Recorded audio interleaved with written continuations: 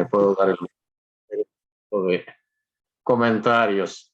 Los apellidos navarros son difíciles. Aquí está don Luis Benavides. Aristizábal, de ascendencia vasca. Nos corregirá don Luis. Aristizábal se pronuncia en euskera, ¿no? Sería sí, la Aristizábal con tilde, ¿no? La Aristizábal ya está castellanizado, ¿no? Pero bueno, pues sí, así son esas cosas. Pero bueno, eso está bien. Es un hombre importante en la comunicación social. Colombia la conoce muy bien. Fue jefe de prensa hasta donde tengo entendido, hasta donde sé. No sé si en la vicepresidencia o en la campaña presidencial de Vargas Lleda. Pero bueno, Vargas Lleda fue vicepresidente de don Manuel Santos. Y los Santos están ligados a uno de los consorcios de comunicación social más importantes de América del Sur, que es el periódico El Tiempo. Entonces, ser un jefe de comunicación social en esas condiciones, pues no es es como en España, un gobierno de Luca de Tena. Imagínense ser el jefe de prensa de un Luca de Tena, ¿no? O no sé, o aquí en México de una Azcárraga, pues no es fácil. Claro, era del vicepresidente, pero todos no será parte del gobierno. Suena un poco elitista y nada que ver conmigo. No, bueno, pero no, en cuanto al ejercicio profesional, sí, ¿por qué no? Le pedimos que nos auxiliara una serie de datos, sobre todo en la medida que se interrelaciona con México. Sí. Independientemente de la importancia de la política interna colombiana. Hoy, el día de ayer, apareció una nota terrorífica, precisamente en la zona de Aracataca, ¿no? De donde era pues, Gabriel García Márquez, colombiano mexicanizado, un mexicano de origen colombiano, o como lo gusten catalogar, pues que era Gabriel García Márquez. Es una zona muy importante porque habla de una veda electoral condenando a muerte a quien vote. Curiosamente es la zona de la matanza de las bananeras que se describen precisamente en 100 años de soledad. A principios del siglo XIX, perdón. Pues eso es de lo que nos va a platicar Gerardo, independientemente de que después tengamos diálogos con él. No dejo en el uso de la palabra. Gracias, señor Peralta. La situación electoral en Colombia, pues por supuesto está bastante convulsionada porque me hace recordar mucho de cuando Cuauhtémoc Cárdenas en México era candidato una y otra vez, luchando contra aquello que llaman el establecimiento. Y entonces proponen un cambio a algunos candidatos que parece una quimera ese cambio. Ha habido unas características que se han entronizado en esta sociedad colombiana desigual, uno de los países más desiguales del mundo, según todos los estándares de medición internacionales, como el índice de Gini, muy parecido a México, culturalmente muy mexicano. En Colombia había un humorista que asesinaron los paramilitares, que siguen muy vivos y vigentes, con otra denominación, con mucha alianza y mucho vínculo con los carteles mexicanos de la droga, que aprendieron lo malo de los colombianos en ese sentido para hacer un gran negocio transnacional como es el narcotráfico. Y esos paramilitares asesinaron a ese humorista que era Jaime Garzón y decía: los ricos aquí se creen londinenses, la clase media se quiere ir para Miami y los pobres son mexicanos, decía Jaime Garzón. Por esa cultura de mariachi, por esa cultura machista y por esa cultura tan del mero macho que se vive aquí en nuestro país. En medio de un contexto de cambio, ha surgido la figura de Gustavo Petro, un líder de izquierda, exguerrillero de 62 años de edad, nacido el 19 de abril, cosa paradójica, marcado por la vida, porque hizo parte de ese movimiento M19, movimiento 19 de abril, cuando el fraude de las elecciones de 1970, que se acostó un hombre que había sido dictador, que dio un golpe de Estado a un conservador como Laureano Gómez. Ayer justo hice una nota homenaje a su nieto, Mauricio Gómez, murió a los 73 años de edad, un gran periodista, un hombre conservador, pero de ideas liberales, de pensamiento y de formación. Ayer murió el nieto de Laureano Gómez. Ese eh, a quien Gustavo Rojas Pinilla le dio golpe de Estado en el 53 y en 1970 las urnas lo iban a privilegiar, nos acostamos, yo tenía 4 años, no recuerdo, pero he leído algo, con Rojas Pinilla presidente y amanecimos con Misael Pastrana Borrero arrebatándole el poder, papá de otro expresidente de la República, Andrés Pastrana, conservador, de 1998 a 2002, y ahí entró el gobierno de Álvaro Uribe. En ese contexto de un gobierno de derecha, de un gobierno refractario como el de Uribe, que gobernó 8 años, que modificó la Constitución de 1991, una Constitución garantista, una Constitución que privilegia al ser humano cuando le inculca que Colombia es un Estado social de derecho, y ustedes, señor Peralta, y los contertulios saben eso social qué significa, que el Estado está al servicio de la sociedad y no que nosotros debemos servir al Estado como abonados del mismo. Ese cambio que se dio, Uribe modificó la Constitución, se quedó 4 años más, iba por un tercer mandato, y ese el que usted mencionó, Germán Vargas Lleras, presidente del Congreso de la República, como presidente del Congreso, el Poder Legislativo, saboteó el desarrollo de un referendo para que se pudiera quedar en tercer mandato, y no fue posible. La Corte Constitucional cerró ese mandato. Luego vino entonces un ministro de Defensa, Juan Manuel Santos. Aquí hay un chiste, un chascarrillo que dicen los colombianos. Si Colombia fuese una monarquía, Juan Manuel Santos sería el rey y Álvaro Uribe un vasallo que lo serviría. O Juan Manuel Santos sería el dueño de la finca y Álvaro Uribe el mayordomo, para reflejar lo que significa uno y otro. Uno de una aristocracia, de un nombre, y el otro un hombre. Aquí a la gente antioqueña y a la gente de Medellín, a la gente paisa le dicen montañera. ¿Por qué? Pues por la geografía colombiana. Y Álvaro Uribe era eso. Se ganó el favor de los colombianos, ganó en primera vuelta con 53% de los votos en 2002. Y yo no había visto un fenómeno, cubro elecciones desde 1994, 28 años, cuando Ernesto Samper le ganó a Andrés Pastrana en la primera competición. No había visto un fenómeno popular parecido a ese de Uribe, desde una óptica diferente, desde la derecha, la gente hastiada con la guerrilla, un país y un Estado que llamaban prácticamente fallido, un narcoestado, era el poder de las mafias de narcotráfico, era indiscutible, y como financiador de las estructuras armadas ilegales, llámese guerrilla o grupos paramilitares o autodefensas,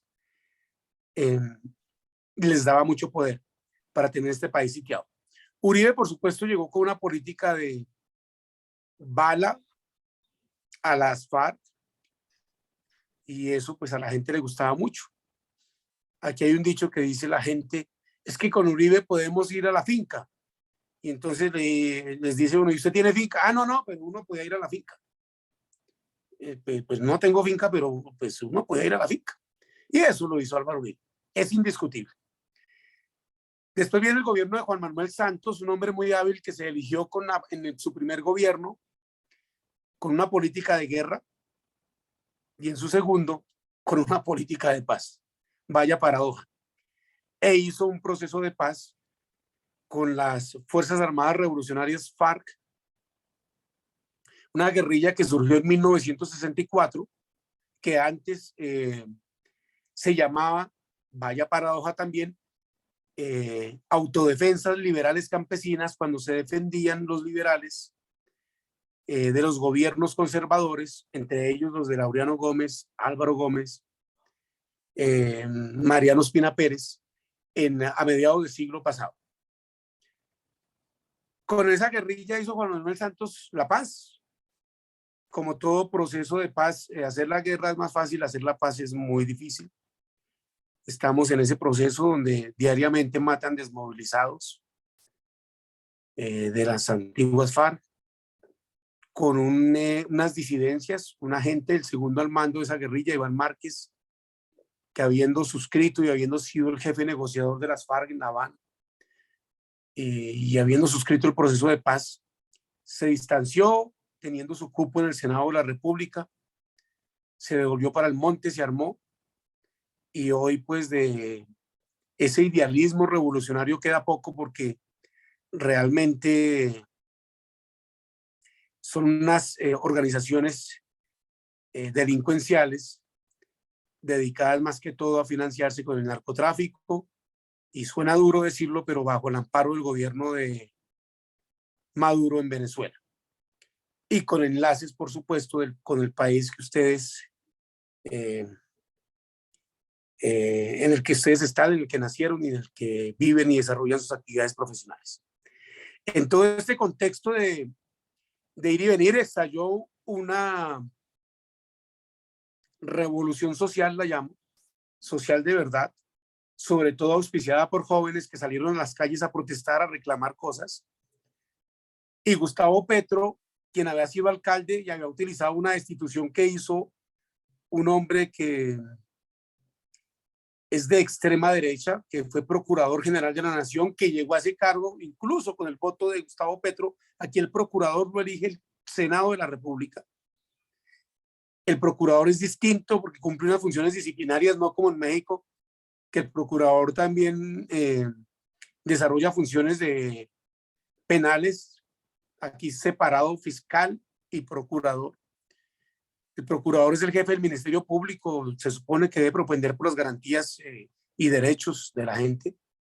Tiene medidas disciplinarias en discusión ahora por un fallo de la Corte Interamericana de Derechos Humanos sobre los servidores públicos, esas decisiones disciplinarias. Gustavo Petro fue destituido, hizo de eso un caballito de batalla e indiscutiblemente se fortificó, fortaleció su trasegar, que le permitió en las elecciones de 2018 quedar segundo después de Iván Duque, un imberbe presidente de 40 años de edad en su momento, que pues ha hecho un gobierno bastante lamentable en cuanto a cifras, en cuanto a resultados, y sobre todo en lo que tiene que ver con la consolidación del proceso de paz y todo lo que ello significa, porque el acuerdo de paz no solamente desmovilizar a unas personas, 13.000 guerrilleros, sino se supone que es toda una carta de navegación para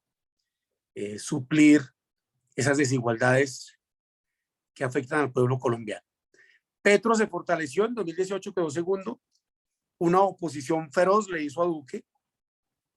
Es un hombre culto, es un doctor en economía, es un hombre que tiene unas políticas que asustan a lo que llamamos aquí el establecimiento, a los gremios, a los poderosos, a los que siempre han pelechado del poder. Y con ese discurso que apela a las emociones, que se sintoniza con el clamor popular, con toda esa gente que salió a las calles a protestar, está hoy a punto de ser presidente de la República, e inclusive el 29 de mayo podría darse que gane en primera vuelta, como lo hizo Álvaro Uribe en 2002.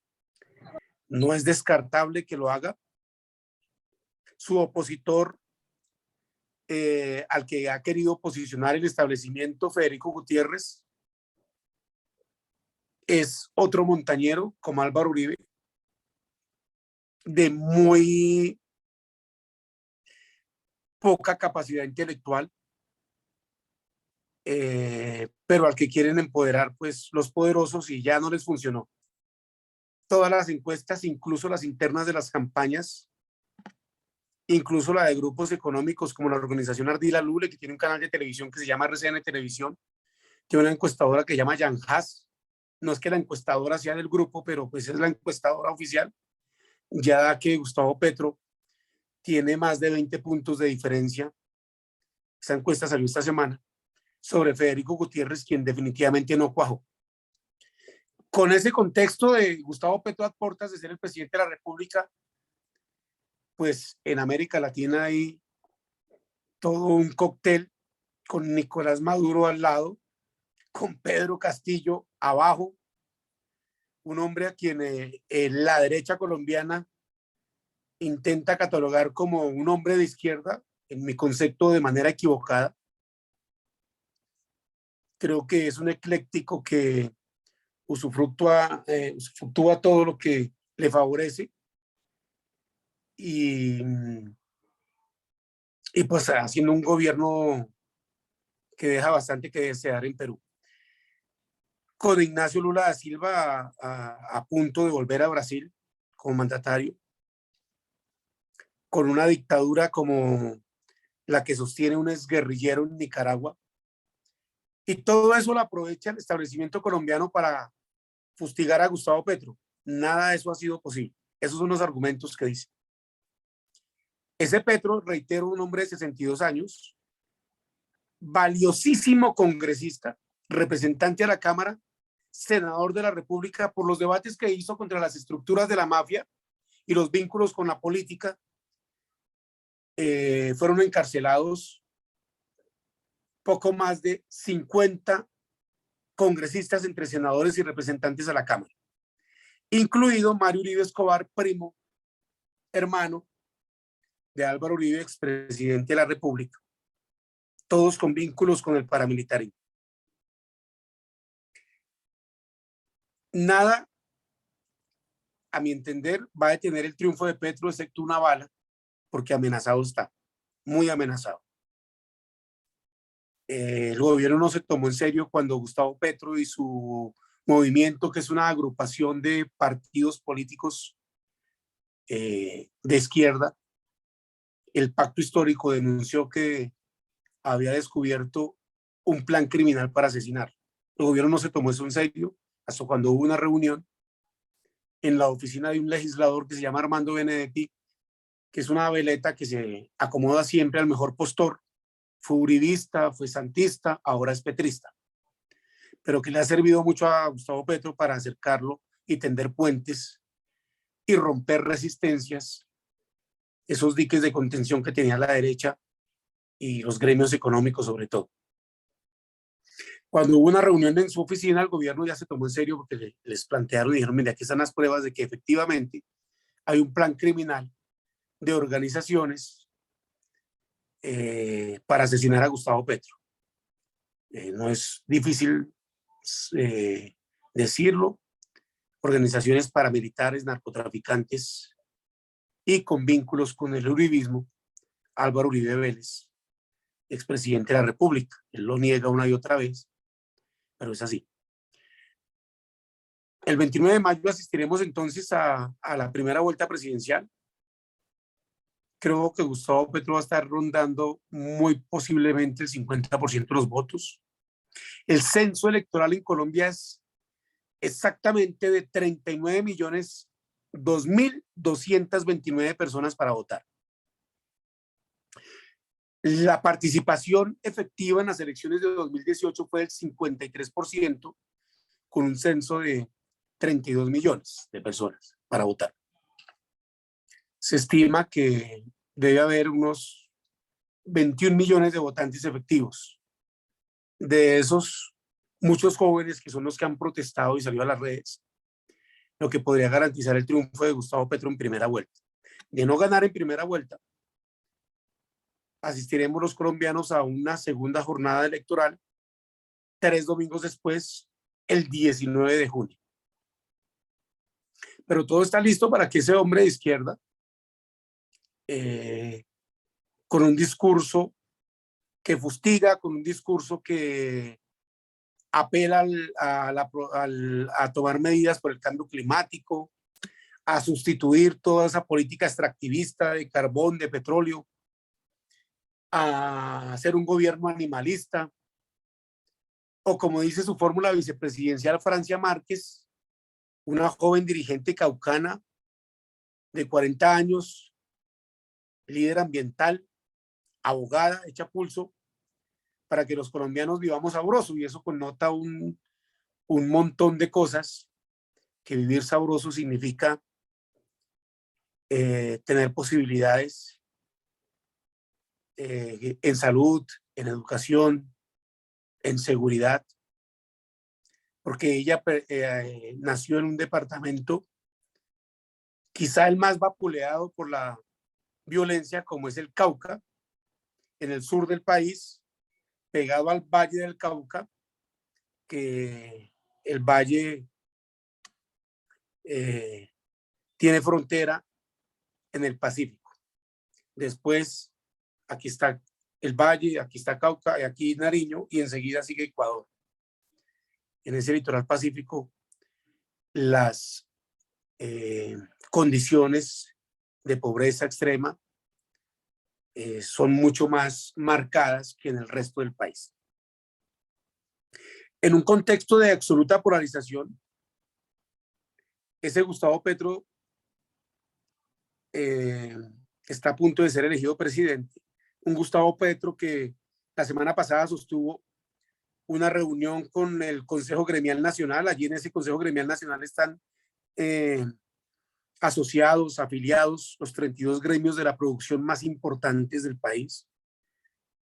Y para Petro fue un triunfo el que el presidente del Consejo Gremial Nacional, es un dirigente que se llama Jaime Alberto Cabal, que a su vez es el presidente de la Federación Nacional de Comerciantes FENALCO, saliera al término de la reunión a decir que habían tendido puentes de diálogo franco y abierto y que los gremios no tenían candidato presidencial. El que los gremios no tengan candidato presidencial significa que niegan a Federico Gutiérrez y que ya saben que Gustavo Petro va a ganar, y entonces fue una reunión de como hagámonos pasito a ver cómo nos va, porque en Colombia el discurso es que si gana Petro, el país se va a volver una Venezuela todavía. Uribe utiliza esa frase o ese estigma del castrochavismo para decir que Gustavo Petro, pues por supuesto ha tenido vínculos con Hugo Chávez, lo trajo a Colombia antes de ser elegido presidente, después de que salió de la cárcel tras su fallido golpe de Estado del 92. Pero hoy fustiga muy duro al gobierno de Nicolás Maduro, ese Petro, al que acusan de castrochavista. Con Fidel Castro muerto y con Chávez muerto, esa indicación sobre Petro de que es castrochavista y de que va a acabar a Colombia es el caballito de batalla que creo que no va a funcionar en estas elecciones de 2022. Gustavo Petro, con serias amenazas sobre su integridad física, amenazas de muerte, ha suspendido varias jornadas esta semana. No fue al departamento de Casanare, en los Llanos Orientales, al oriente, en el oriente de Colombia. No fue al departamento de Putumayo ayer, en el sur del país, departamento que colinda con la Amazonía, porque cierne sobre él la amenaza de que lo puedan matar. Se ha dedicado en una estrategia clara y que pues obvia a rehusar debates, no asiste a debates, porque los debates, como sucede en México, como sucede en todo lado, pues lo que se vuelve es una camadilla de todos los que van perdiendo para atacar al que va ganando. Entonces los debates no son una exposición de ideas, sino ataques contra Gustavo Petro. Eso eran los debates acá. Federico Gutiérrez, por ejemplo, su campaña la hace ni siquiera mencionándonos, no diciendo la otra campaña. La otra campaña se asocia con malos, la otra campaña tiene un plan criminal, la otra campaña. Entonces ahora el uribismo quiere vincular a Gustavo Petro con el paramilitarismo por medio del Clan del Golfo, porque Gustavo Petro ha dicho que el paramilitarismo debe tener un acuerdo de reconciliación con la sociedad por medio de esas expresiones mediante un sometimiento a la justicia. Entonces aquí dicen que Gustavo Petro no quiere extraditar, que Gustavo Petro tiene un pacto con los criminales.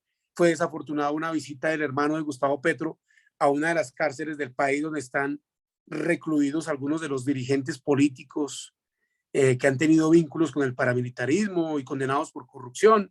Entonces que allí fue a ofrecer un perdón social. Eso le afectó a Gustavo Petro, pero realmente del escándalo mediático que fue una semana, 2 semanas, no se pasó. Gustavo Petro tiene hoy un efecto teflón como lo tuvo Álvaro Uribe en 2002 y como lo tuvo en 2006, siendo el único presidente que fue elegido en primera vuelta, desde cuando esa figura de la segunda vuelta existe en las 2 elecciones. Hoy Gustavo Petro tiene eso, todo le resbala. Como decía Donald Trump, yo puedo asesinar aquí a Quinta Avenida, a quien sea, y no me pasa nada. Eso hoy le pasa a Gustavo Petro. Porque pues el contexto de la campaña es una campaña donde se ha rodeado también de gente indeseable, hay que decirlo, del establecimiento en una clara estrategia que él tiene para romper barreras y para que no se vea como el lobo feroz del cuento de Caperucita Roja, que atemoriza a todo lo que es Colombia. Creo que concluyo aquí para redondear. El señor Peralta me puso unos temas como, por ejemplo, bases norteamericanas en Colombia. En Colombia no hay bases norteamericanas. Hubo un escándalo por unos contratistas militares que llegaron, hubo un escándalo el año pasado con repercusiones, con antecedentes, perdón, antes en 2020, pero en Colombia no hay bases norteamericanas.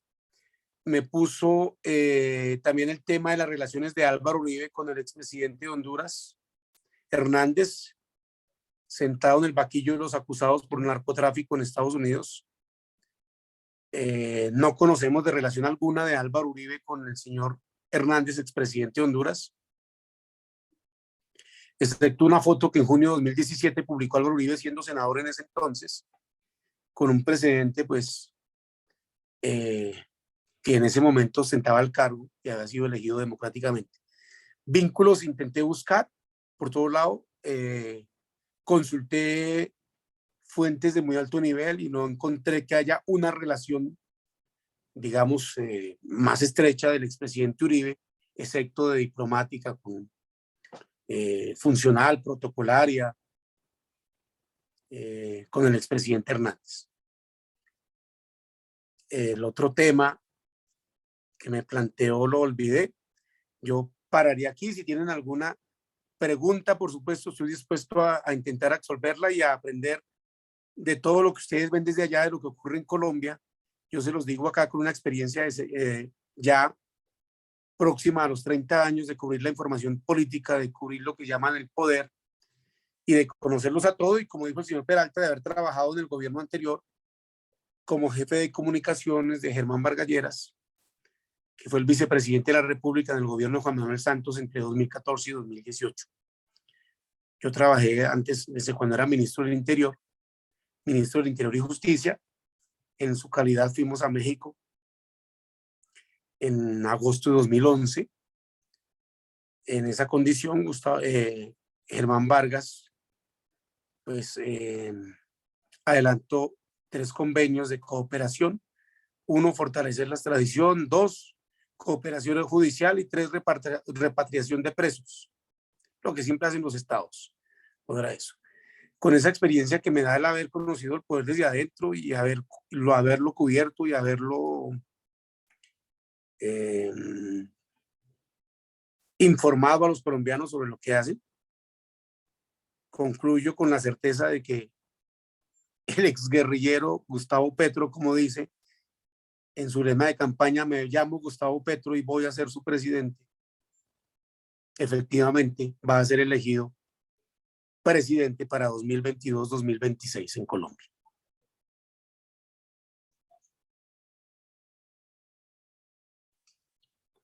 Pues es extraordinaria cobertura, muy interesante profundización en los temas, y no sé quién quisiera preguntar, comentar. Paco Baeza.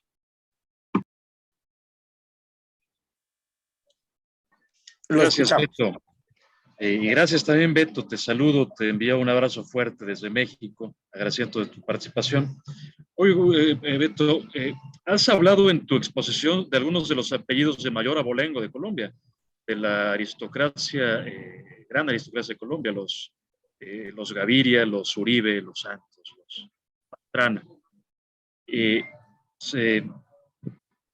este, tú corrígeme si me equivoco, pero creo que en 200 años de historia, si acaso un centenar de familias han monopolizado el poder en Colombia en toda su vida. Petro enfrentará entonces una resistencia muy fuerte de esa aristocracia. También nos has advertido de los riesgos que corre el candidato Petro, pero no es lo mismo deshacerse de un candidato que de un presidente.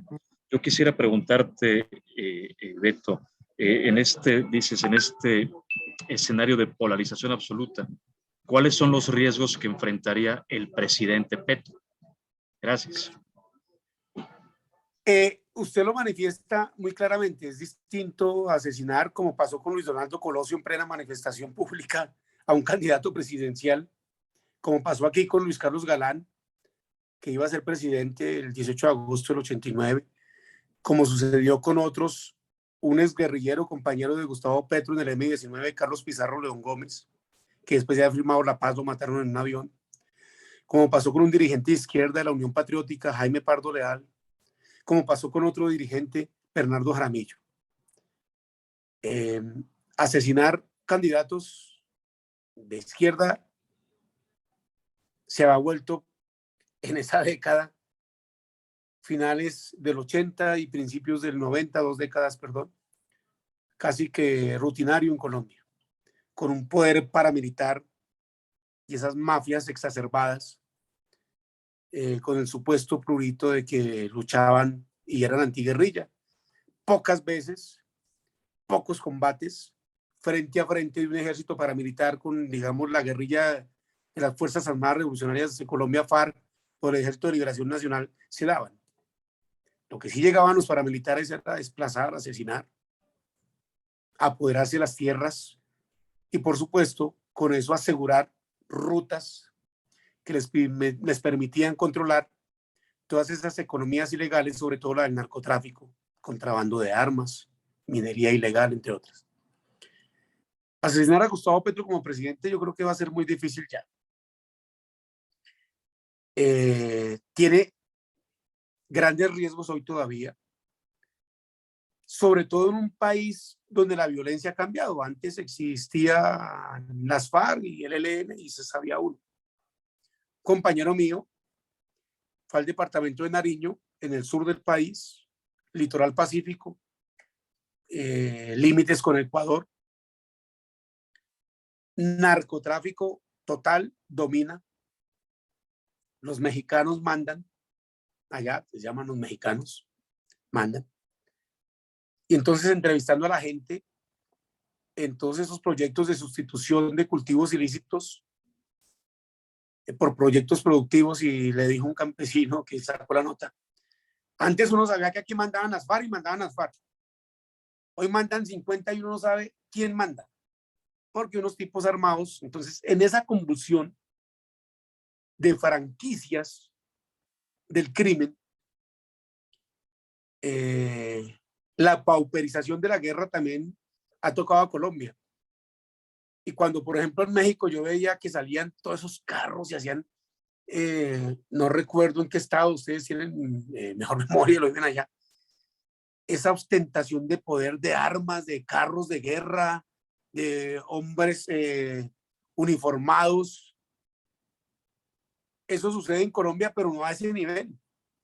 Aquí, por ejemplo, lo del paro armado, el plan del Golfo, llegaron unos tipos en moto por redes sociales, entonces Le dicen a la gente, no salen, no salen, y paralizan 11 departamentos, paralizar 4 días, ante una inactividad del gobierno que a mi criterio lo hizo con la clara intención de perjudicar a Gustavo Petro, por lo que ustedes saben que siempre se utiliza a puertas de las elecciones para que la gente diga, uy, necesitamos seguridad. ¿Y quién brinda la seguridad? Pues la gente de derecha.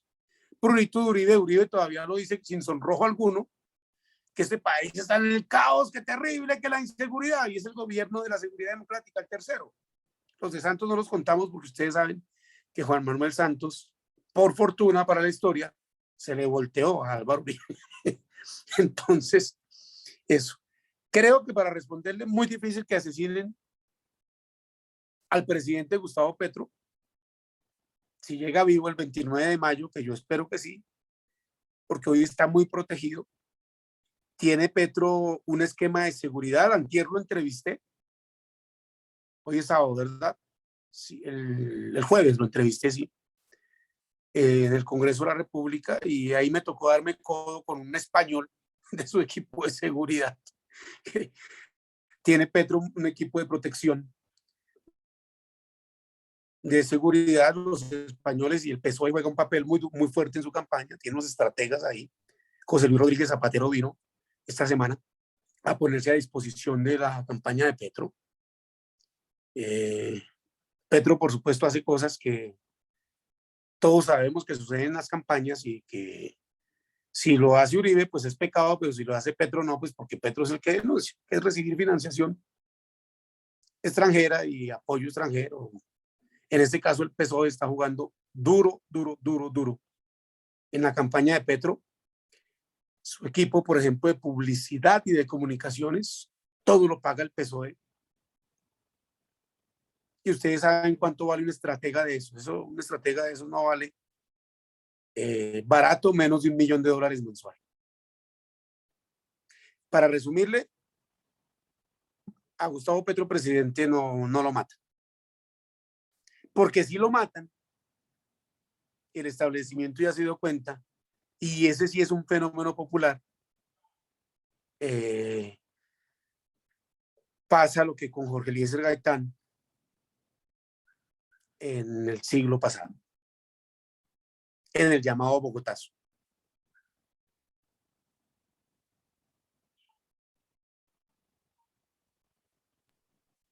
Gracias, Gerardo. Y pues nada, desearles la mejor de la suerte y enviar un abrazo fuerte a los hermanos colombianos. Gracias. Gracias. ¿Alguien más quisiera aprovechar a nuestro invitado, aquí don Luis Benavides? Aunque ya lo mencionaste, yo quisiera insistir en la relación de Venezuela y Colombia. La frontera más grande de Venezuela es Colombia, y la más grande de Colombia es Venezuela, más de 2.200 kilómetros, ¿no? Correcto. Las comunidades transfronterizas son unas. No les importa la nacionalidad, vamos. Sí cuenta, pero se unifican, igual que los mexicanos con sus comunidades del norte. Pero las diferencias existentes, muchas de ellas amplificadas por los Estados Unidos, ¿verdad? Han golpeado también al pueblo colombiano, no solamente al gobierno. La idea de las bases militares, Estados Unidos pretendía abrir 20 bases militares en Colombia, y fue la Corte la que impidió que eso sucediera. Pero no obstante, la presencia de soldados o de milicia, ¿verdad?, en Colombia se ve frecuentemente hasta en los hoteles. Y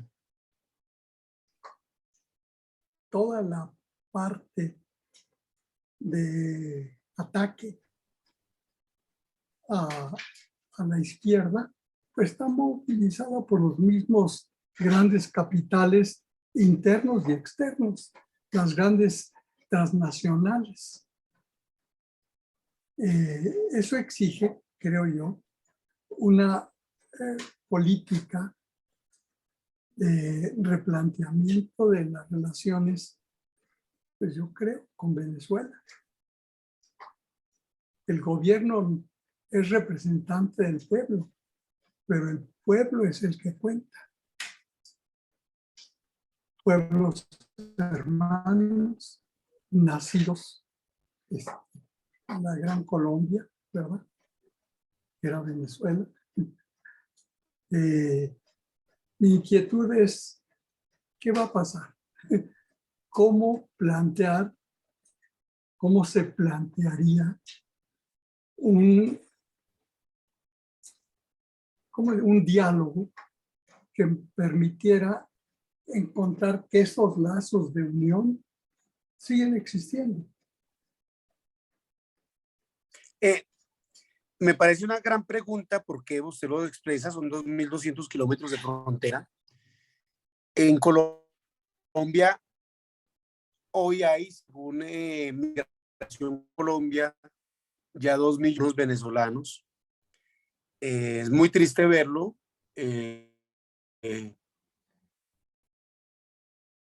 Apelando a cualquier a ganar 10.000 pesos colombianos, 10.000 pesos y medio, $2,5, porque los colombianos los aprovechan esa circunstancia y los explotan. De la criminalidad venezolana que se ha tomado Colombia, un país violento por sí, pero el fenómeno venezolano es distinto. Antes aquí a ti te robaban el celular en la calle y se iban. Hoy asistimos a un fenómeno donde te matan primero y te roban el celular después. Y eso es una situación, esto no tiene nada que ver con xenofobia, no tiene nada que ver, somos pueblos hermanos, marcadamente venezolanos, porque como viene gente buena, trabajadora, pujante, que nos acogió allá cuando la Venezuela era la Arabia Saudita de Sudamérica, y en cada casa había 2 o 3 empleados colombianos, la situación es bastante difícil. Todos los candidatos presidenciales, absolutamente todos de los 7 que hoy, renunció un exgobernador de Antioquia sin ninguna posibilidad. Luis Pérez Gutiérrez esta semana, su aspiración presidencial. Todos han dicho, excepto Federico Gutiérrez, que es claramente uribista, así él diga que él no es el de Uribe, que él no quiere, pero pues uno, su discurso y la política pública, que el glifosato contra las plantas, todo, o sea, todo, pues es Uribe. Todos han hablado, y por supuesto Gustavo Petro, de restablecer las relaciones diplomáticas con Venezuela. El expresidente Ernesto Samper, que gobernó este país entre 1994 y 1998 y que se hizo famoso por la financiación del narcotráfico, el cartel de Cali, de su campaña política, dice que este es un gobierno absolutamente torpe, que no tiene visión de relaciones internacionales. Ernesto Samper es un político muy hábil, muy pragmático, un hombre liberal, que si no hubiera tenido ese problema, liberal en su concepción de lo que significa liberal, no de partido. Y el liberalismo colombiano, que es distinto al, liberalismo colombiano era como mucho la izquierda, era aquí, lo que hoy representa Petro, el progresismo, pues. Ese expresidente dice que el error de Iván Duque y del uribismo es haber ideologizado las relaciones internacionales. Y estoy de acuerdo porque reconocer a Juan Guaidó y desconocer a Nicolás Maduro es una torpeza grandísima. Entonces, que aquí, que no negociamos con criminales, con dictadores, no, es que usted negocia con enemigos, es que las relaciones de Estado a Estado, eso no es si a usted le gusta y el otro es socio mío y piensa como yo, no, esa es una diferencia grande. Todos han dicho que van a restablecer las relaciones con Nicolás Maduro. Por supuesto, en un gobierno de Gustavo Petro van a ser reconocidas, van a abrirse las oficinas consulares. Hoy no tenemos oficinas consulares en Colombia.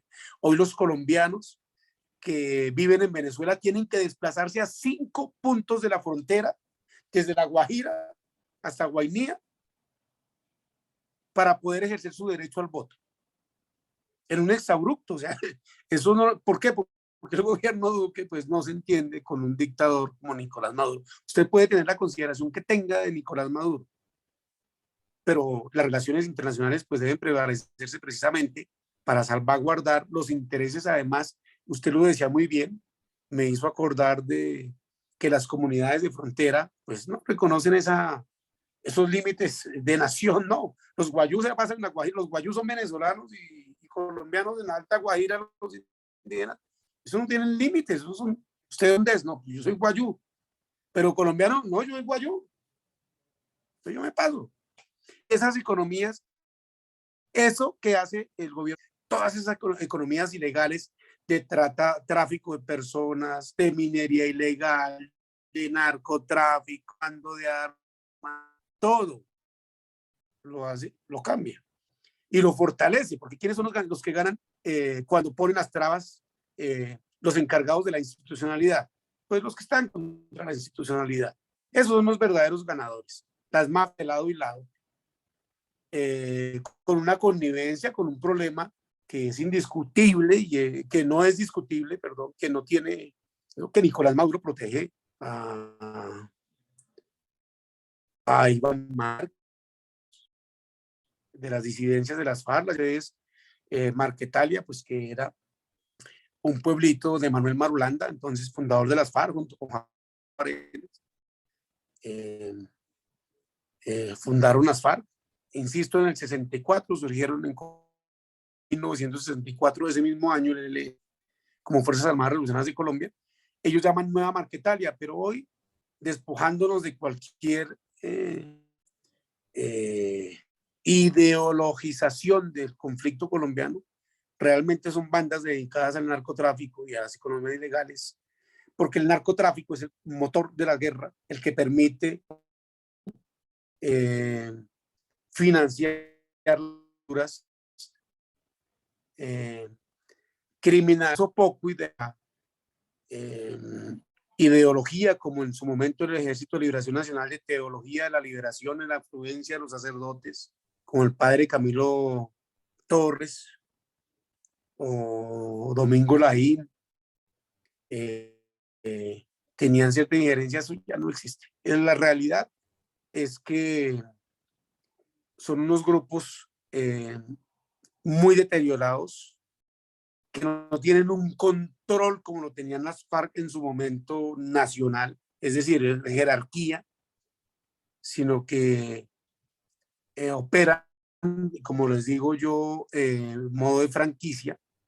Y todo eso es lo que claramente Gustavo Petro identifica, se beneficia con el rompimiento de relación Duque con Venezuela, con Nicolás Maduro. Bien o mal, ahí está Maduro, y bien o mal, toca restablecer relaciones con él, porque somos pueblos hermanos y los pueblos pues no pueden estar sometidos al vaivén de los caprichos de los gobernantes.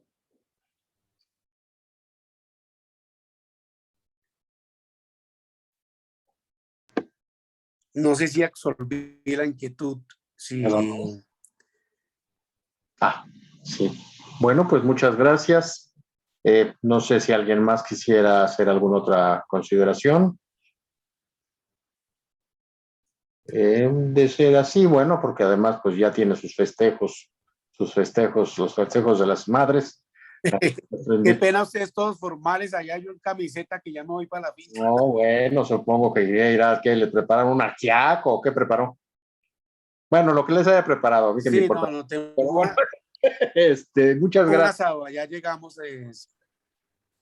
Muy bien. A ustedes por la oportunidad de compartir, de plantearles esto. Y Colombia esperamos que está hastiada, ustedes lo dijeron, 200 años de gobiernan los mismos, con las mismas.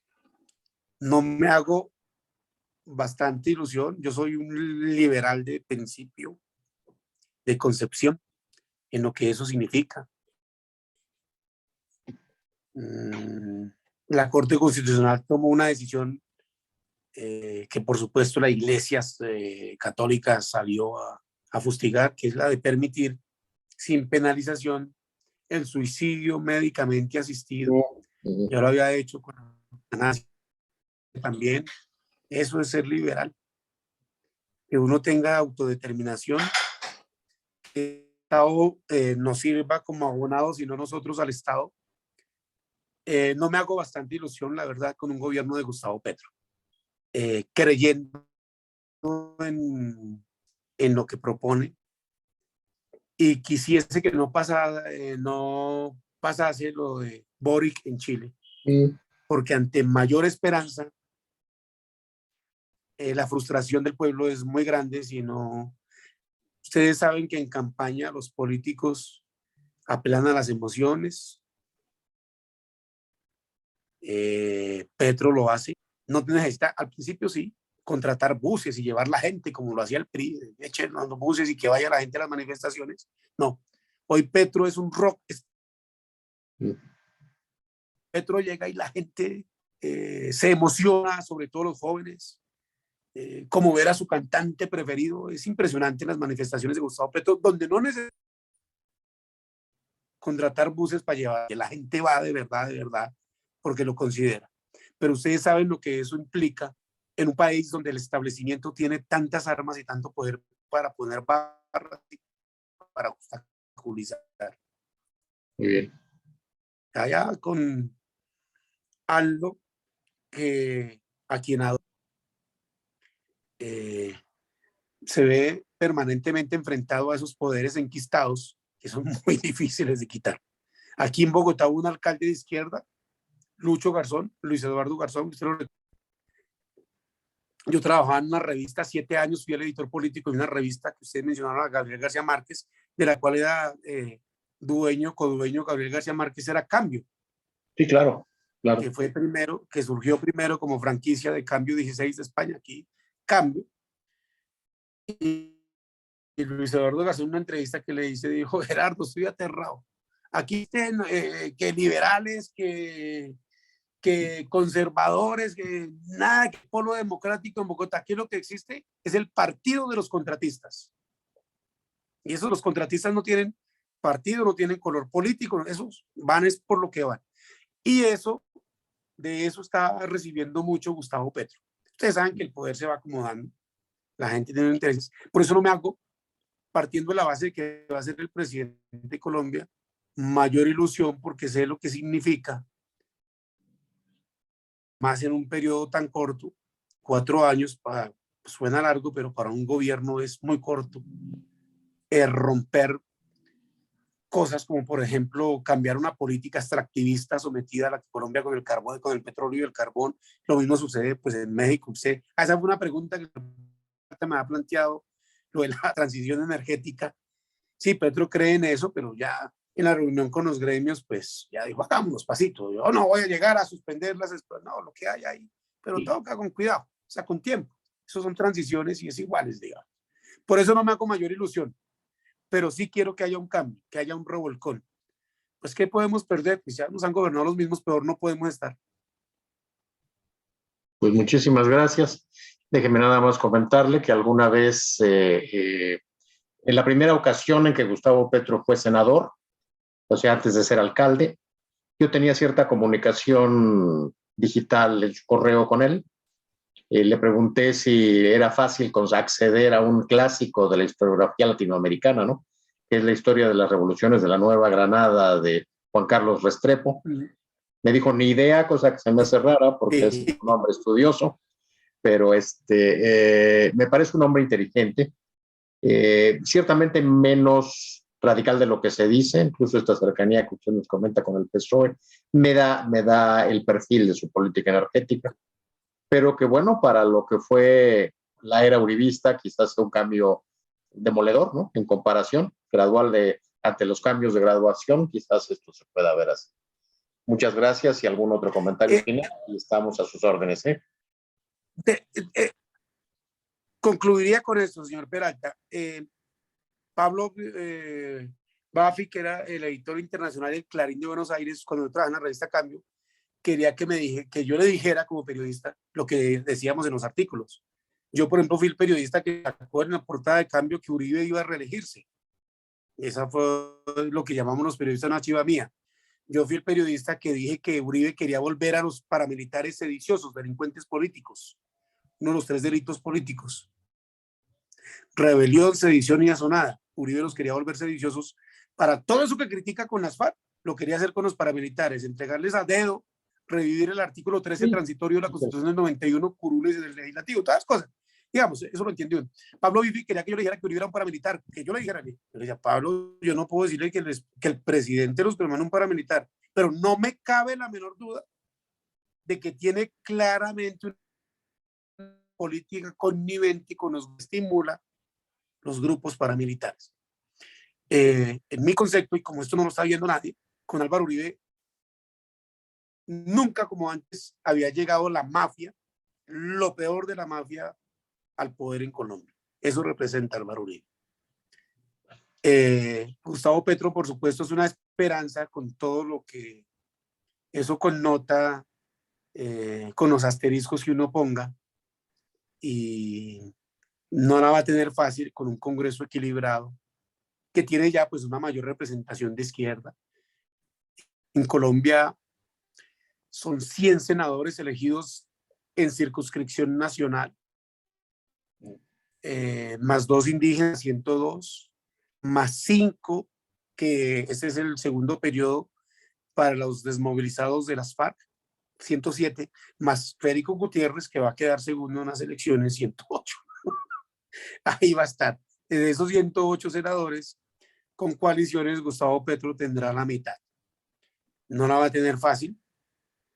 En la Cámara de Representantes va a haber 187 representantes, porque la fórmula vicepresidencial asume una curul en la Cámara de Representantes. Son 161 elegidos por departamentos, lo que llamamos circunscripciones territoriales. 2 de negritudes, 1 de indígenas, 1 de colombianos en el exterior, ahí van 166, 5 desmovilizados de las FARC, 171, 16 de las llamadas víctimas del conflicto, que eso quedó en el acuerdo, que se supone que era para las víctimas y las personas más necesitadas que representasen las comunidades más convulsionadas y más afectadas por la guerra. Nosotros sabemos cómo eligen a la gente, y de esos 16 habrá 4 o 5 víctimas. Del resto, por ejemplo, el gobierno sin pudor le hizo campaña. Cuando hablamos sin pudor, usted no sabe que tiene que el presidente decir eso es mi no, ustedes saben lo que significa sin pudor hacer campaña por el hijo de un criminal paramilitar como Jorge 40, y el hijo de ese criminal que no tiene la culpa de que su papá haya sido un criminal, pero pues es elegido con las estructuras que su papá formó, con el apoyo y la financiación del gobierno. Entonces Rodrigo Tovar va a ser uno de esos 16 curules para la paz. Entonces eso, ese Congreso también va a quedar muy equilibrado. Ante ese panorama, el 7 de agosto, como lo hicieron los liberales a mitad en el siglo pasado, un hombre progresista de ideología liberal, un doctor en economía, un intelectual. Gustavo Petro es muy formado, Gustavo Petro es sólido intelectualmente, pero tiene algo que tienen los dirigentes de izquierda: es un encantador de serpientes también. Ese presidente, seguramente el 7 de agosto a las 3 de la tarde, será el que nos va a gobernar los próximos 4 años. Un placer haber podido intercambiar esto, aprender con sus preguntas, y un saludo a todos. Gracias por la conexión. Y aquí a la orden, por supuesto, lo que necesiten, cualquier consulta, cualquier cosa de la política colombiana, cualquier contacto. Por mi trabajo los tengo casi todos. Pues muchas Telefónicos, gracias. por ejemplo, correo. Correcto, muchas gracias. Gracias a sus asistentes, a los asistentes a la sesión también. Y pues nos vemos en alguna otra ocasión. Ojalá y tengamos invitados de este calibre pues en todas nuestras sesiones. Muchísimas gracias y feliz Día de las Madres allá en Bogotá. Hasta luego, que estén muy bien. Buen día. Gracias. Buena tarde.